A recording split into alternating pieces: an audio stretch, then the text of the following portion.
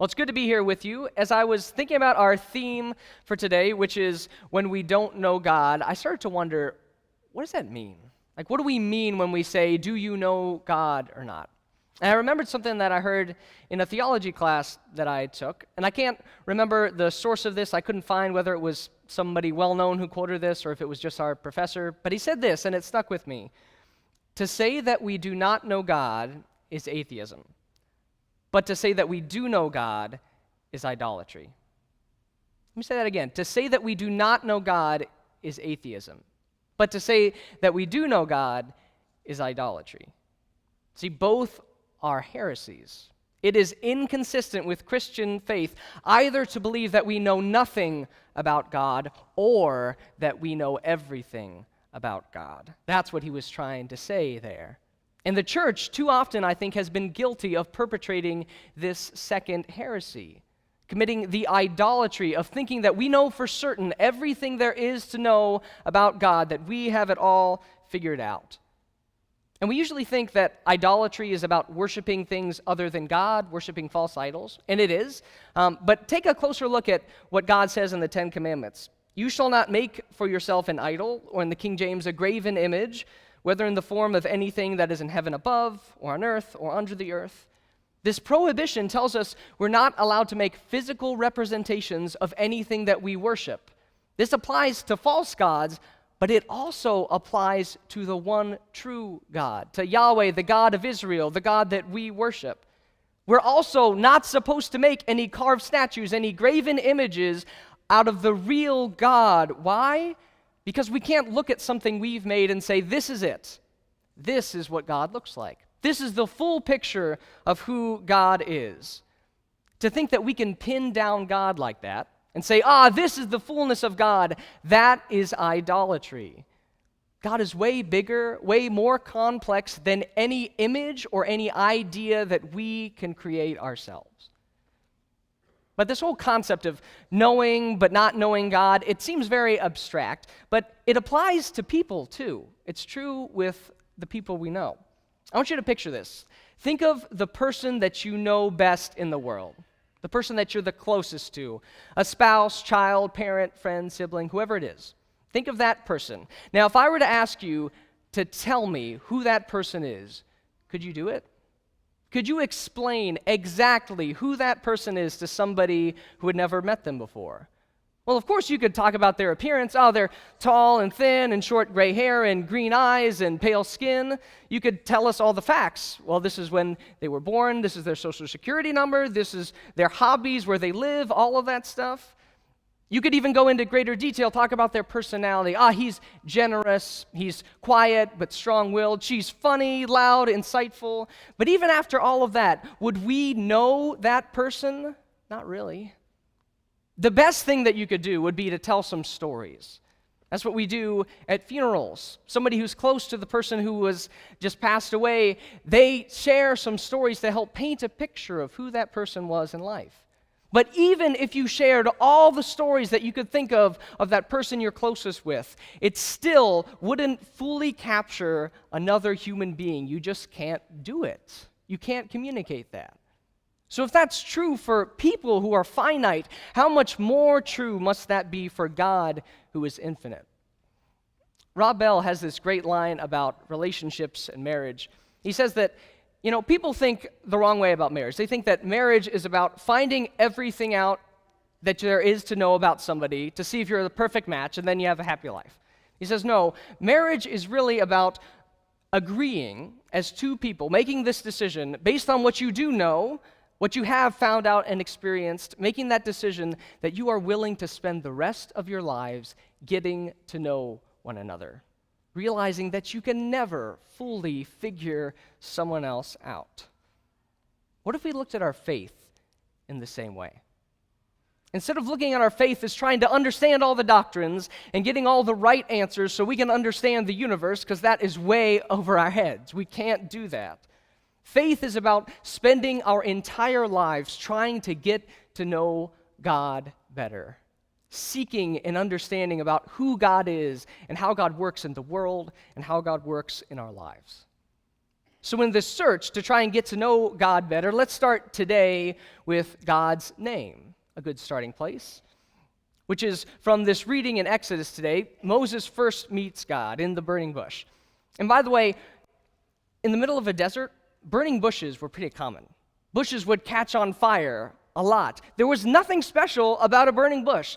The special thing was that this bush was burning and yet was not consumed. It wasn't turning to ash. It just kept burning and burning. But for Moses to notice that, he would have had to sit there and look at it for a while. He couldn't have just glanced at it and passed by. He had to wait and think, you know what? There may be something going on there, which is a good reminder for us.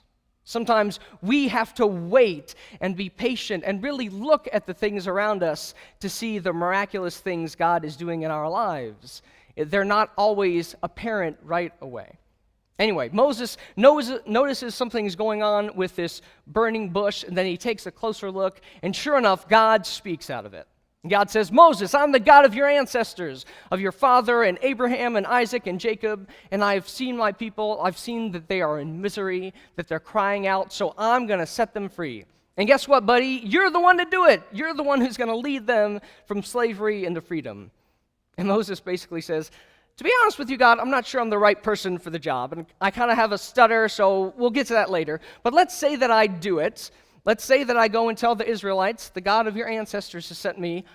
They're going to ask me what your name is. So what should I tell them? Which is a nice roundabout way of saying, God, what is your name? And there's two important things you have to understand about this question.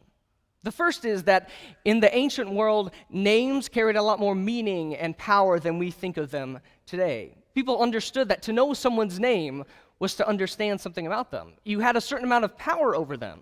And guess what? You could bless or curse someone using their name. But the second thing is this. Almost everybody in the ancient Near East in this time period believed that there were many, many gods floating around. Every tribe had their own god that they worshiped, and they believed certain gods did certain things. So Moses is asking in a roundabout way, okay, you're going to do this, but which god are you? Are you like that fertility goddess, Asherah? Are you the storm god, Baal? Are you Dagon or Molech or Chemosh? Just let me know your name. All those gods, by the way, are mentioned in the Old Testament. Moses says, which one are you? Tell me your name so that I can understand what you do. And then what's God's answer? Ayah, Asher, Ayah, which means I am who I am. Or I am what I am. Or you could translate it, I will be whatever I will be. God gives Moses a name that's not really a name. It's like, okay, Moses, you want to know who I am? I am who I am. Moses is like, okay, thanks. That really answers that question. Thanks, God. God refuses to be labeled in that way. God says, you can't limit me like that. You can't put me in a box so that you can understand me. If you want to know who God is, look at what God does. That's why God says, I'm the God of your ancestors. I was the one who made that promise to Abraham and kept that promise through Isaac and Jacob and all the way down the line unto you. If you want to know who I am, look at what I'm about to do. I have heard my people crying out. I've heard the oppressed, and I'm going to set them free. That's who I am. It reminds me of a line from Batman Begins, the Dark Knight trilogy. Yes, you know it, Jim, right? You're already thinking of it. This line from Batman Begins, and Rachel says to Batman, but at least tell me who you are, Batman. And he says, it's not who I am underneath, it's what I do that defines me. So in a way, that's kind of what God is saying. If you want to know who I am, look at what I've done. Look at what I'm about to do. And what does God do? God stays with God's people. God keeps the promises. God hears all the oppressed when we cry out and sets us free. That's who God is. So if we want to get to know God better, look at what God has done throughout the scriptures, through the church, through the world, and in our lives. But also, as Christians, we believe that there is nothing that gives us a clearer picture of who God is than Jesus. I think that's what really makes us Christians. That's what brings us together, far more than how we worship, how well we understand the creeds, how we practice our religion. What brings us together is that fundamental belief that the best way to know God is through Jesus Christ. that God is most clearly revealed in the work, in the person of Jesus of Nazareth. You want to know God better? Okay, look at how Jesus lived. Listen to what he taught about. Look at how he healed and served and welcomed the outcasts and the outsiders, and how he was willing to die, refusing to give in to that seduction of violence and power, taking his way of love and nonviolent resistance all the way to the cross. And then in his death and resurrection, Jesus shows us that God redeems everything. That even when evil and death win in the short term, which they often do, in the long term, it's love and life that wins. That's what God's about. That's who God is. So may we see that we don't know everything about God.